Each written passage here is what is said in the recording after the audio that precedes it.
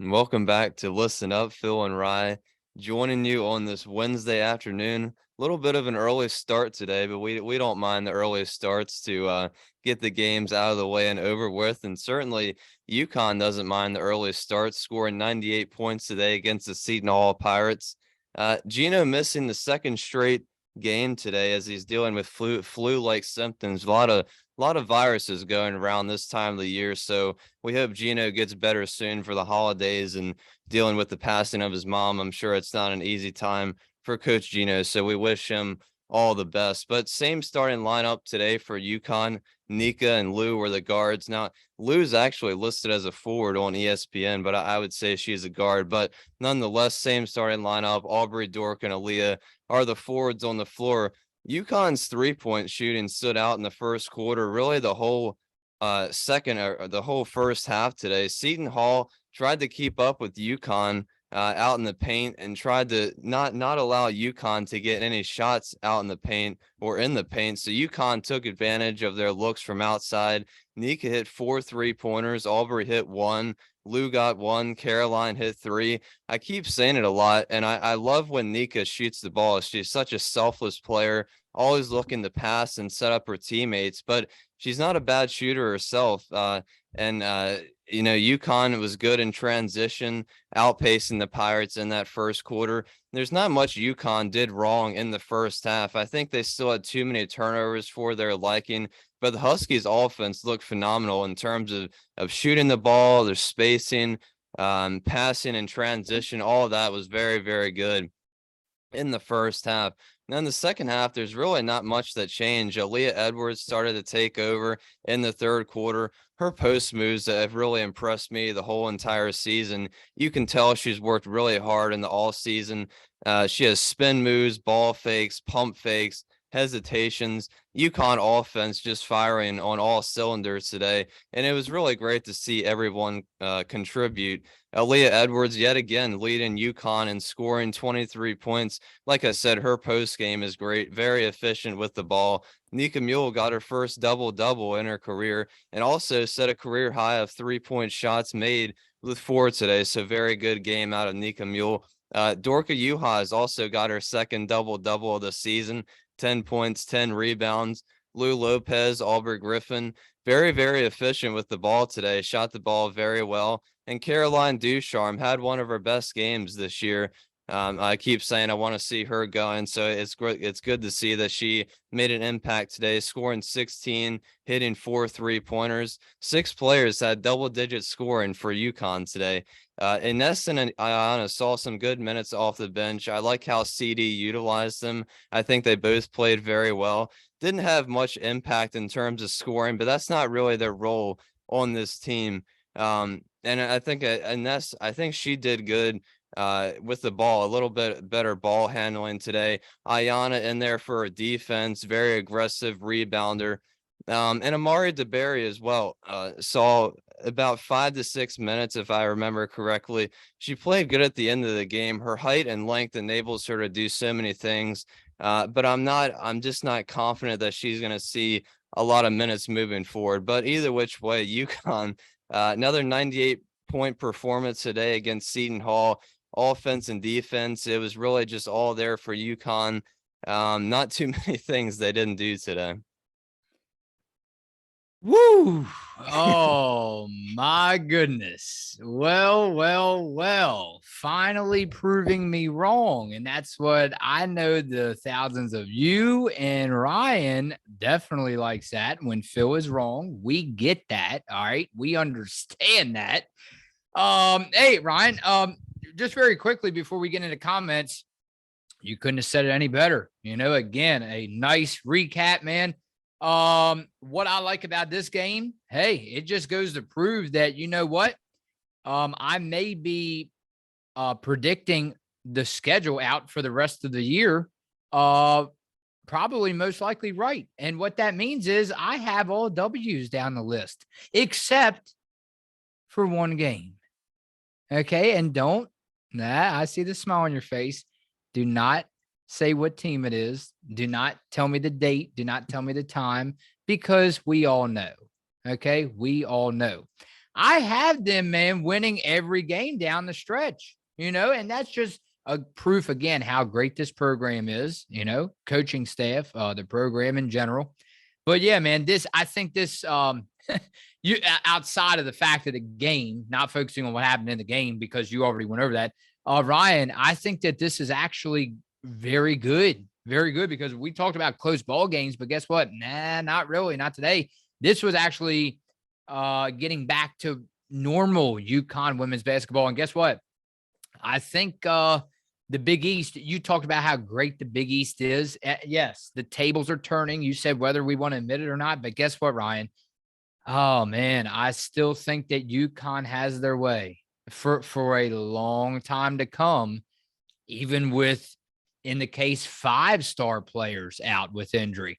Ryan, I think this Big East, I think you have your answer on the champion for some years to come. Yeah, and let's hope so, right? But I mean, it's not a quick turnaround, but in a week they play Creighton, which I've been talking about how they're one of the Win. best teams in W. the W. in the big in the Big East. So I mean, we're gonna find out. But yeah, I W. totally agree. UConn's still obviously on top in the Big East. But Mhm. yeah, I mean, pretty much the only thing, if I had to critique them with one thing, I think was Yeah. still the turnovers today. Okay.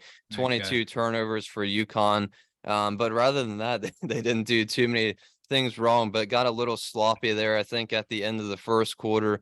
And maybe a little bit there in the second half. But if they can clean those turnovers up, there's really not too many things they can do to improve on the offensive side of things. And they scored 98 points without AZ Fudd, who could return after the Christmas break or could return at the end of or the beginning of January. So we're not really sure when she's going to return, but scoring 98 points without one of your best shooters and scorers is pretty darn good.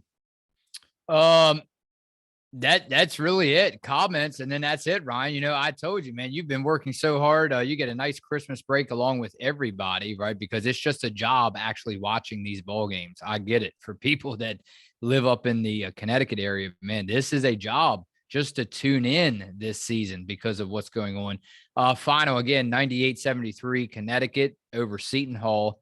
Ryan, Pirates 9-4, Huskies 9-2. And here we go from the last video. Get ready, Ryan. The last time that we check on subs, the mailbox, the mailbag, like you like to call it, the comment section before Christmas, before Santa comes to town. We will start off with the comment from Gen X Reacts. And that was, from the UConn Huskies last check-in versus Seton Hall from that video. And this is from Gen X Reacts. After watching some videos and learning her story and listening to her speak, I want Lou Lopez Senechal to be a national champion. I'm so glad Gino and the staff picked her up. Yeah, and I think you can speak for all of us there about that. But certainly I would hope too that she can become a national champion. But unfortunately, we only get to see her for 1 year here at UConn. So talking about national championships, we do it a lot here at UConn, but I still have faith in this team that they can get it done. It's obviously a long road to go towards March Madness, but seeing this today, finally getting everybody back healthy, it seemed like until that first and second game, and after that is kind of the injury battle. But seeing everybody back healthy except for AZ Fudd, who's going to return this season, scoring 98 points, the way their offense looked makes me think they can beat just about anybody in the nation. Obviously have the game of South Carolina, so we'll learn a lot on that game, but the turnovers is really the only thing that I can see that UConn can improve on. Their defense is always going to be there, and their transition scoring is the best in the nation. So, it's obviously a long road to go, and we got a long way to go to start talking about the national championship discussion for this year. But we're all hoping and praying that UConn can make another run and get it done this season. Gary Roundtree, thanks for coming through. Gary, being real, I see DeBerry didn't play against Florida State on the bench again. 6'5". What's up? She needs to move on to another school program. Okay. Well, she's a sophomore this year, so she'll be a junior. I think it's going to be interesting to see her decision at the end of the year. I don't think a lot of us would be surprised if she does enter the transfer portal, with the trend being the transfer portal just being more and more popular as the years go on. But, Amari saw about 5 or 6 minutes, like I said today, and she played good when she came into the game. But I just think at times she looks a little lost on the floor and not knowing what to do sometimes on defense, and just can't seem to get in the flow of the game, I think. So, I think there's just a couple of things maybe in practice or behind the scenes that we don't see in terms of her, in her playing style. But it's obviously great to see everybody out on the floor and make them, or to see them contribute towards the team. But, like I keep saying, I just don't see where the playing time is going to increase for Amari this season. You actually mentioned to me on the phone the other night, talking to me about this is kind of like a situation I get, not exactly like it, but Piath Gabriel, Yeah. because as she's no longer on the roster. Yeah. I mean, a very similar situation. Yeah. Time for one more, Ryan. Actually, two more, because I see a comment I really like to actually cap off the episode and then go into the nice Christmas break. Let's go with Anthony. I'm not going to say his last name, Ryan. The problem is picking up the dribble and getting caught and or stuck with the ball and nobody to throw it to. Then we see a throwaway or a steal. We need to hide the fact that some of the UConn players can't handle the ball. Seton Hall packed it in to deny Edwards and Dorka any easy shots inside. They also put pressure on Nika to give up the ball, which helped contribute to the turnovers. Yeah, it's been a little frustrating to watch with all the turnovers, but I thought they did a pretty good job today. Obviously still having 22 of them, but in terms of the spacing, the ball movement today, I thought it really improved from UConn. And I think that's a big part and to do with obviously getting Nika and Dorka back. But the ball movement was great today. I didn't really notice a lot of times on offense where the players were just standing around, not really moving, not knowing what to do. So I thought they cleaned a little bit of that up, and scoring 98 points obviously helps a lot with how many turnovers they have. But, a team like Seton Hall, obviously not one of the best teams out there, especially not defensively. So like I said, a week from now, a nice Christmas break to kind of regroup and focus their attention towards Creighton, because it's a big time Big East matchup. But I think UConn played great today, but they could just limit those turnovers just a little bit. They could be even better than what they already are. Time for one more. Jason D'Amico. There's our buddy Ryan, a regular on this podcast. I want one game where a UConn player doesn't fall on the floor and give me a heart attack. And listen to this, Ryan. Just want to wish you all a very Merry Christmas and Happy Holidays.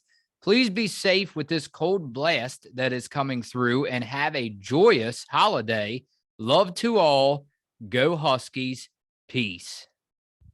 Yeah, same to you, Jason. Merry Christmas to you and everybody that's watching. Happy holidays, of course. Yeah, I mean, I'm sure he had another close to a heart attack today, and I'm sure some other people did that watch, because Caroline Ducharme got her foot stepped on and she was kind of limping up to the court. I think it was her hip, but she seemed to be okay. She stayed in the game, played it out. So I think let's hope Caroline's okay. But yeah, I mean, the Huskies, I think they battle so much. And because of all these injuries, you only have 7 players, and you have players playing about 30, 35 minutes, sometimes all 40 minutes of the game. So that doesn't help in terms of trying to condition. And when you have quick turnarounds, only a day or two of rest. So as the UConn's getting fully healthy almost now, you can see what we saw today with CD kind of. I like how she got the subs involved off the bench, and getting Ayana and Ines off the bench. So, as long as we're not having these players playing 35 to 40 minutes, I think it's good to see some of the subs come in and out off the bench. Ryan, what is Christmas, you ask? You said that the other night to me. And Ryan, it is tenderness for the past, courage for the present, and hope for the future. And Ryan, I think on that list of things, you can add hope for the future, hope for March Madness, because, hey, we can always use a lot of hope when it comes to the UConn Huskies women's basketball team. Yes, we want to definitely shout out to Gino, especially around this time of the year, especially because of him losing a loved one and then with him not feeling too well. I want to shout out to every one of you all. Happy holidays. Merry Christmas. Not a happy new year yet, Ryan. Not yet. Not yet. We will be back here Monday. Please do not miss us on Monday as we go over the last check-in, Ryan, and that will be Connecticut and Creighton, December the 28th. But Ryan, for now, please be safe.